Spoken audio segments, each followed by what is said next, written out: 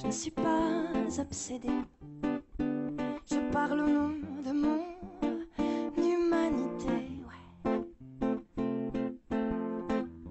La lune est belle qui me demande s'il faut tirer la queue du chien qui m'a mordu la veille. Ma langue au chat, je suis mordue. Bon.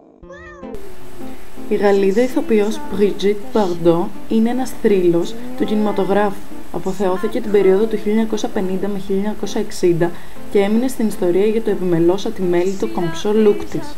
Για πολλούς make-up artists παραμένει μέχρι σήμερα πηγή έμπνευσης.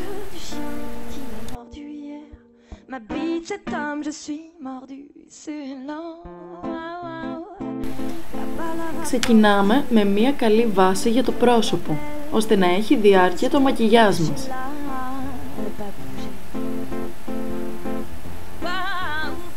Έπειτα περνάμε στο make-up και το απλώνουμε σε όλο μας το πρόσωπο.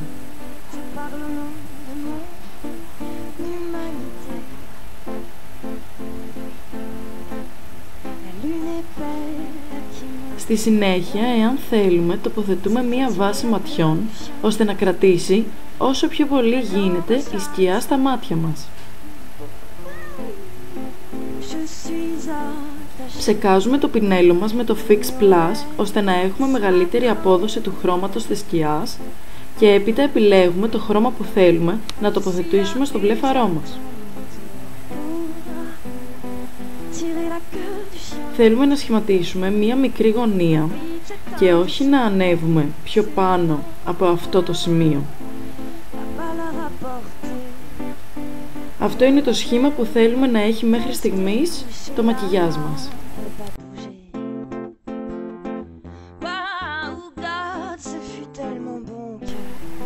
Αφού σβήσουμε καλά τη σκιά στην κόγχη του ματιού, ξαναπαίρνουμε τη σκιά της επιλογής μας και με ένα πιο μυτερό πινελάκι την τοποθετούμε στο κάτω βλέφαρο και τη σβήνουμε με τα δάχτυλα. Η Brigitte Bardot τις πιο πολλές φορές δεν φορούσε τίποτα στην εσωτερική πλευρά του κάτω βλεφάρου, οπότε ούτε εμείς θα βάλουμε κάτι. Επιπλέον για τα μάτια, δεν ξεχνάμε να σχηματίσουμε μία λεπτή γραμμή με το eyeliner μας για πιο έντονο βλέμμα.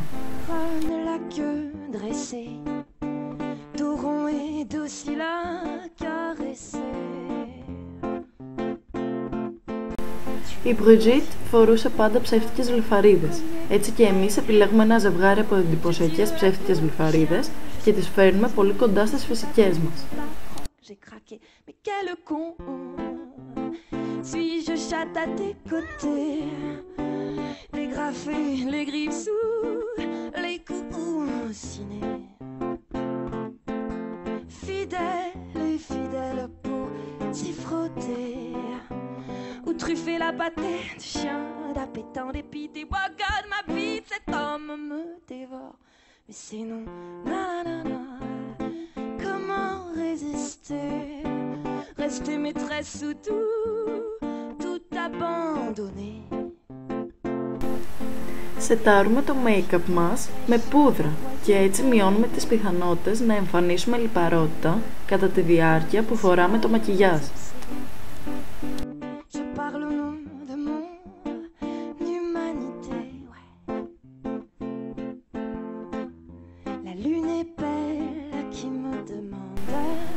Κάνουμε μερικά κοψίματα με το bronzer μας και το ανακατεύουμε πολύ καλά στη συνέχεια με το ρούζ. Εγώ επιλέγω για ρούζ την απόχρωση Mocha από MAC που πιστεύω πως είναι ιδανική για ένα Brigitte Bardot look. Η ίδια επέλεγε να δίνει περισσότερη έμφαση στα μάτια και στα χείλη και λιγότερη στα μάγουλα, άρα θέλουμε ίσα ίσα ένα ελαφρύ χρώμα.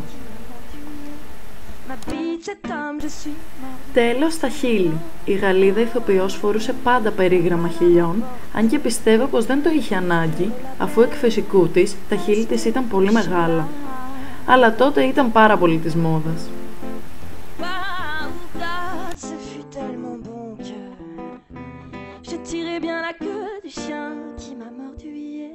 Ma bite, cet homme, je suis mordu.